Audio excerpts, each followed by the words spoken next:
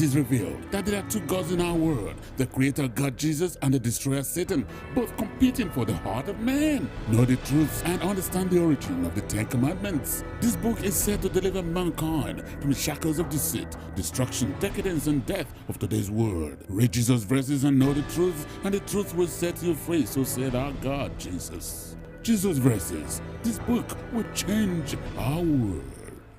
The origin of the church. What is church? Mother church. Mother church in English came from Scottish word mother kirk. Kirk, K-I-R-K. Mother kirk came from a Greek mythology called Mother Circe. Mother Circe in Greek mythology was she had some powers. She comes out, sees people in the street, a man, anybody she meets in the street. She hypnotizes you. She doesn't have a farm, she doesn't have nothing, but she eats every day. How? She hypnotizes you and takes you to her house. When he takes you there, then he turns you into an animal and eats you. That was the work of Mother Circe in Greek mythology. And this mythology came down onto the Christians. In Scotland, they call it Mother Kirk. The same word Circe in Scottish is kirk. And the same word kirk in Scottish is now English church. So what is Mother Church doing now? Mother Church goes out there, gathers people and brings them into a room, in the hall, in the congregation hall, and hypnotizes you and feeds off you.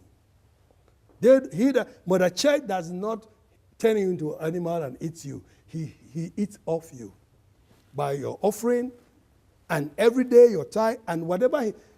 Can you see that when you go into a church, when you belong to a church, what you have done to yourself is from the day you enter into a church, you have ceased thinking. Because when you say anything above what the pastor is preaching, you are either out of the church or you will be demonized. So when you accept to join a church, you accept that the pastor knows more than you, and you can never know more than the pastor. When you go into a church, you have accepted from the time that you are sitting down there in the congregation in the pews, your mind is closed. Because I tell you, can you imagine, big man like you go to a church, and then the pastor says, say after me, resurrection. Then you all shout, resurrection. Say after me, I am born of God. I am born of God. Congregation, adults, 2,000, 20,000 people, they will all say the same thing together. Where do you get this kind of action? Apart from in a classroom, in an elementary school, class 1, class 2, class 3. Even at the university, the lecturer will never tell you to repeat after him. But in the church, the pastors will let you do it after them. Say it like me. Now you are commanded to do things, and that is a form of hypnotism that is going on with Mother Church.